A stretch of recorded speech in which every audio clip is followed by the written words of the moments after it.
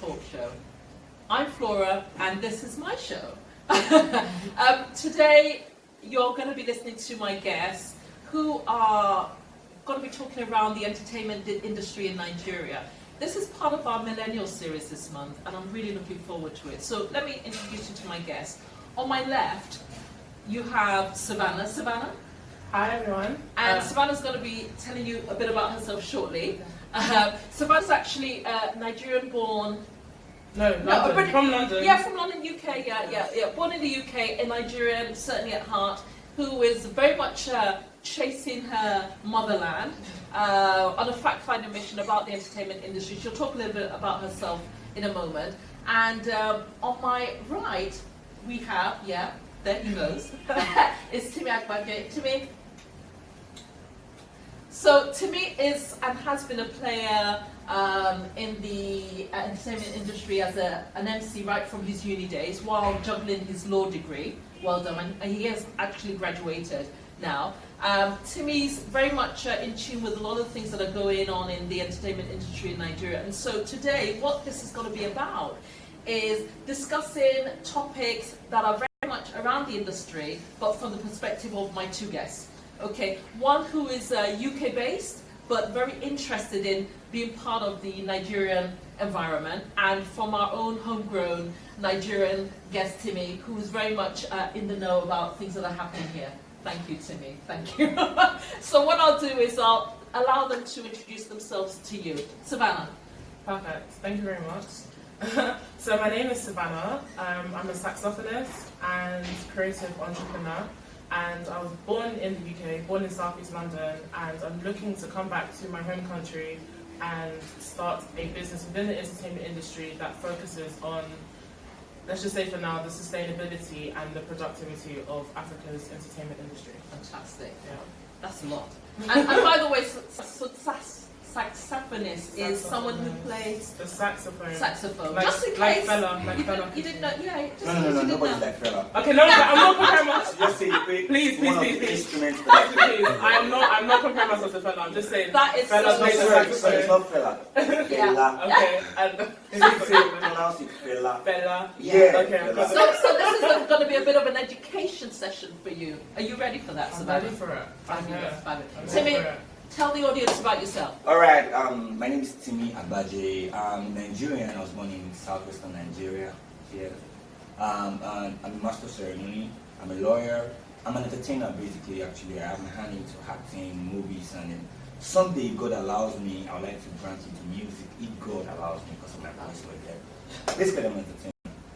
Excellent, well done. Thank you very much. Thank you very. And what do we address you as? Are you're as a lawyer? Do you use the title? Yeah. Some people call people barista, so but the name suffices. Once you have a degree, the name suffices. Are you using your law degree? Yeah, with what you do right now? Yeah. I actually had planned one time, and I still having a plan to go into entertainment law. Yeah. I want to learn about patent, copywriting, and Good. then I want to go about publishing and record deals and stuff. Because in Nigeria, entertainment law is doing well, but I feel it could be better, so I want to be part of the boost of that sector. Yeah, excellent. And of course in Nigeria, one thing that you learn when you're in Nigeria, Sahvannah, is that we side hustle a lot, right? I mean, I remember when I was in university years ago, and the thing was, a lot of us wanted to do something else other than the tight circle of courses that you could do, which was you're either being a medical doctor, a lawyer, accountant, engineer. And even though we still have an element of that today, I think the internet has been an enabler of us to actually juggle more than just the course that we're studying, as opposed to having to wait to the end of that study to actually pursue, your other passion. Yeah. And how did you cope with that anyway? How did you cope with studying law and also, pursuing your side hustle, MC stuff at the side? And what about your parents? How did that all come together? Well, my parents didn't have an issue with it because I didn't even tell them when I started. But my parents own idea of this whole stuff. They don't understand what it meant to be an MC at that time. All they were concerned about was, don't fail school. I don't want to hear you have a career, or I don't want to hear you're repeating school, you're not finishing what you're supposed to finish. They don't care about all the clouds that came with your MC. It's not their business. Yeah. Just make sure that when they call you for academic stuff, you're there, you write your tests and your exams and you pass well. Yeah. And then coping and managing this stuff was basically about time management and focus. In Nigeria, I don't know if it's my personal experience, but I feel in Nigeria we have an added value. We can easily do many things at the same time. People can gossip and be reading at the same time. People can eat and be doing something at the same time. So our everyday life actually has taught us how to like multitask. Yeah. So that I just brought that life into my academics and all this stuff. I just Yeah. like manage my time. Yeah, and so you've been able to play that card really well. Not a lot of people can do that, though. I guess so. You know, and so there are a lot of, and I know this because I've spoken at a number of events and you know with university students and so on and so forth, and you get the sense that they're not all able to do this hustle thing so well. So if you were giving somebody maybe 2 or 3 tips as to how to do that, if you are going to try and sort of juggle something on the side, because it's just very much part of the Nigerian nature to hustle, to side hustle. You know, what would those 1 or 2 things be that you would tell them? You know, despite the fact that we can multitask, we have energy in Nigeria, Yeah. we're still human beings. Mm. A lot of us are scared. Yeah. We are scared of failure, Yeah. rejection. Mm. We are scared of not having another option. And we know that beyond all these things that our success lies. When I wanted to be an MC in school, I had it in 99, 100 level, because while in church then I used to like host our get-togethers, our meetings and social Yeah. gatherings. But I didn't have the mind to do it. I was scared of my grades first, and then I was also scared that what if I don't do it well, because I was being popular amongst my friends. Yeah. So I didn't know, I wanted to play safe of being the popular guy that had nothing to do than being the guy that was popular for failing. But someday along the line, on my 300 level, my 3rd year in school, I just woke up one day and said, today I was going to do this thing, or I don't do anything again today. Yeah. And I did it.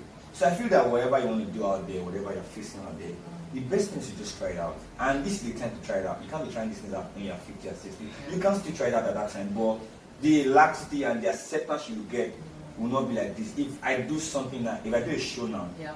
and it doesn't succeed, I don't have anybody to blame than myself or anybody to be responsible for. Yeah. But imagine having a family of 5, you have Yeah. a wife and 4 kids, Yeah. and then the money is meant for the upkeep of the family, you use to go and punish you, and she doesn't work out. Yeah.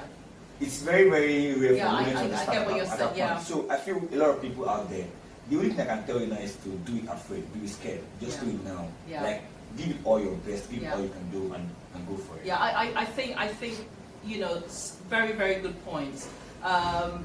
What is really very true is the element of discipline as well, you know, and focus and have clarity about, you know, what I do. Yeah, absolutely. So your why has to be very strong. Thank you for that. So Sahvannah, you have, as part of your fact-finding trip this time around, because you've been to Nigeria before, but you were young then, this has been a very intentional fact-finding trip, and you've not just come to Nigeria, but you've also been in Ghana as well. Mm-hmm. So I guess when you were, I guess there are 2 things really. One is, why the interest?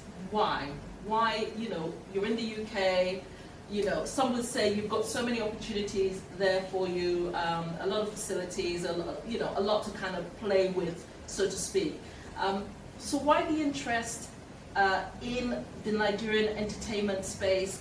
What is it that you've actually been able to find out so far, having been to Ghana and having come to Nigeria? Yeah.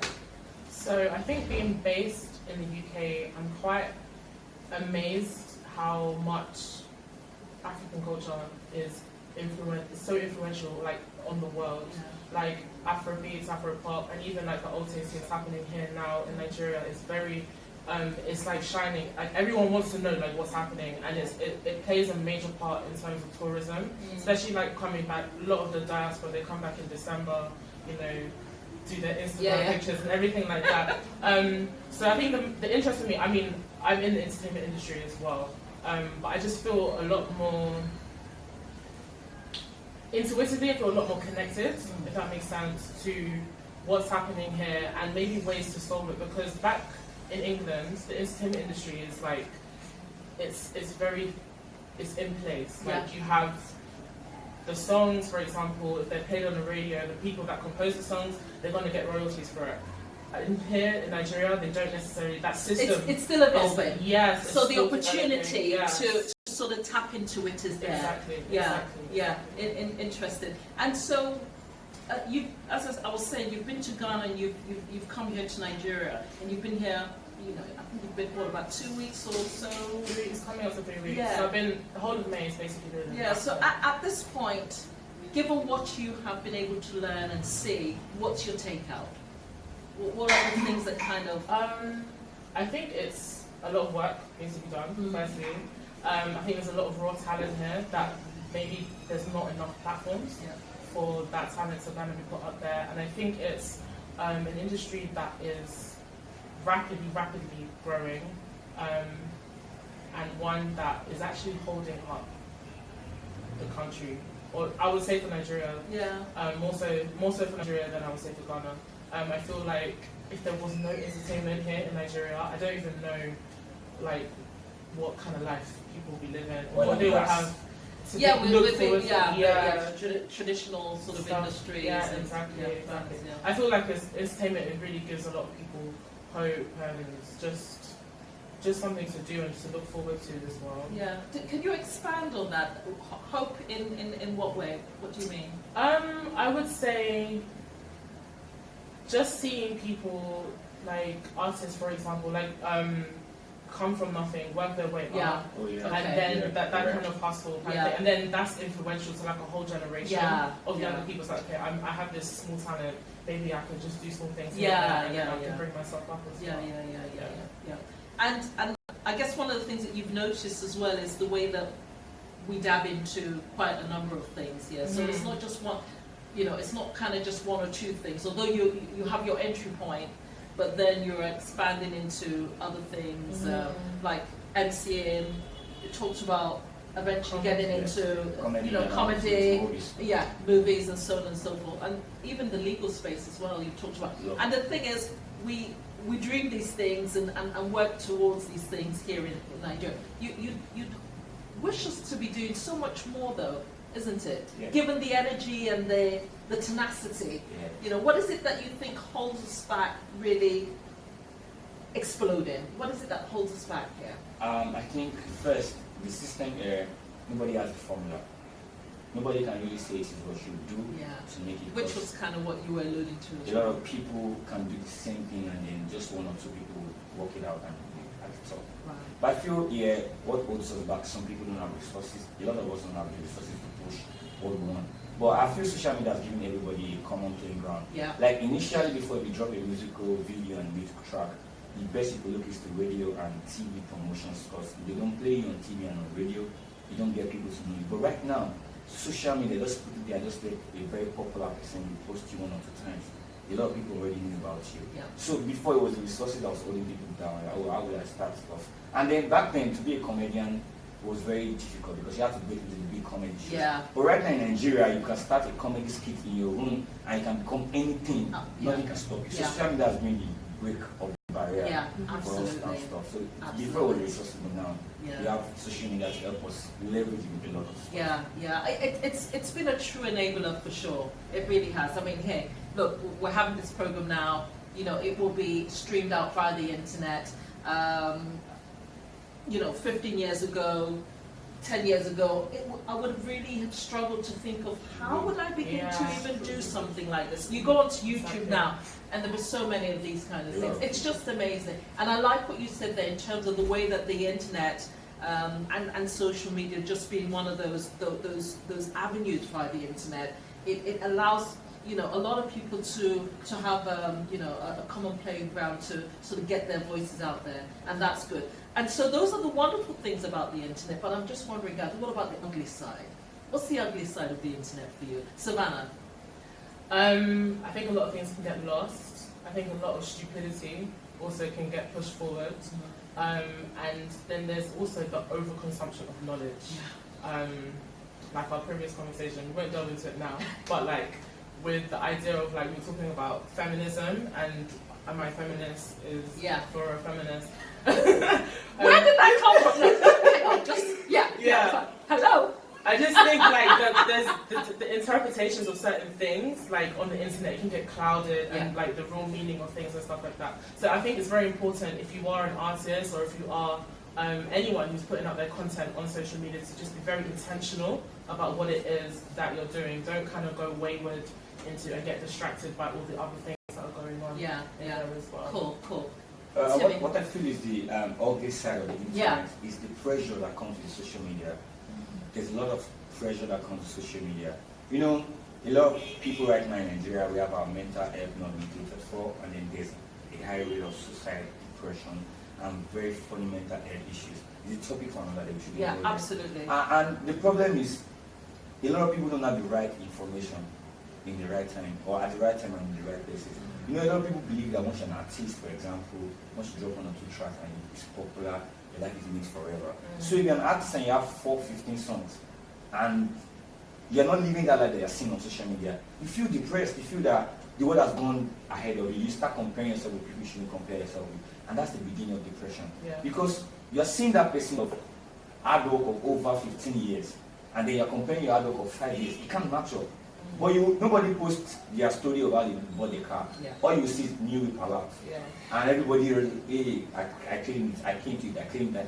If you are his age mate, for example, and you feel that, oh, this guy is my age mate, was my high school, why don't I have a car? Start thinking that, oh wow. And then people too, are your environment, your peers, they put pressure on you, expecting the same thing that people at your level are getting to happen to you. All of us are going to make it, but we can't make it at the same time.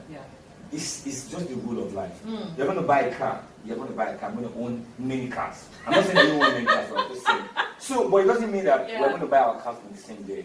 Some people will make it at 40, some will make it as early as 19. But the fact is, everybody has a different time. And social media has made us understand that once you are doing something, you're going to make it. But social media doesn't give us the information that there's a process to all these things. That process part is key because all we see on social media is results.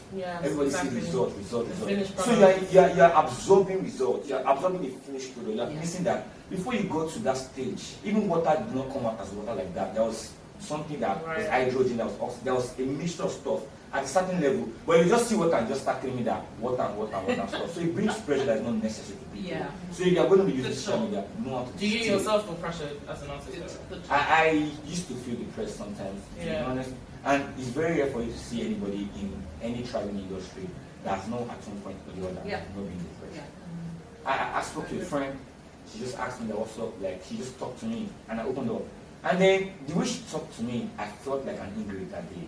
When she showed me the things I've achieved for myself, that I didn't even see because I was comparing myself to people that had gone ahead of me. And I understood, okay, fine, wait, this guy started this time. I wasn't even anything. I wasn't even thinking in that line at that time. So that realization brought me back to my senses to project my way. Okay, now this is what I'm going to. This is what I want, and this is how I want to get it. So if a lot of people don't have access to that information, they end up being depressed. Some commit suicide. I'm pained. Like when I hear people commit suicide, I'm pained. Like nothing in this world worth committing suicide for. Let's not. No, fantastic points there. I mean, as you said, the whole mental wellness thing is a topic for another day, but you've really touched on it in a fantastic way. So just staying with you, where are you going? Okay. What is it that you're trying to achieve for yourself in this? And I know you've talked about a lot of things, but if you were going to paint a picture for yourself next 5 years from now, you know, what would it look like? In 5 years from now, I'm calculating my age that time, so I'm trying to calculate how I will look like in 5 years time. In 5 years time, I don't think I'll be married yet, I'm not sure. Let's not go there. In 5 years time, let's focus on, you know, in 5 years time, I want to be a TV show host. I want to have my show that I'll be able to touch on trendy societal issues. I want to generate conversations. I realize that the crux of society lies on interaction. Everybody wants to talk. Everybody wants to voice out something in their mind. It might be stupid or not. That's when we get to the table that we decide if it's stupid or not. So I want to be the rallying point for conversations that will spark a lot of change in society, that will generate trend, that will open ways and doors for people. I want to be an entertainer, and in 5 years time I want to have my own show. And I want to be the go-to figure in the entertainment space. If you want to host any landmark show, if you want to do anything landmark, you need to talk to Timi, or you're not yet ready. That's not me in 5 years. Wow. And we wish you the very best with that. Fantastic. What about yourself? For myself, I know for a fact I want to be a touring and recording artist. Also, in terms of the corporate world, in business, I won't say the business right now, but I want to have the leading business within that industry for the entertainment across Africa, not specifically just for Nigeria, but across Africa. Okay, fantastic. And so next steps for you towards that now? Definitely, 100%. Always, every day. Yeah. Fantastic. Great.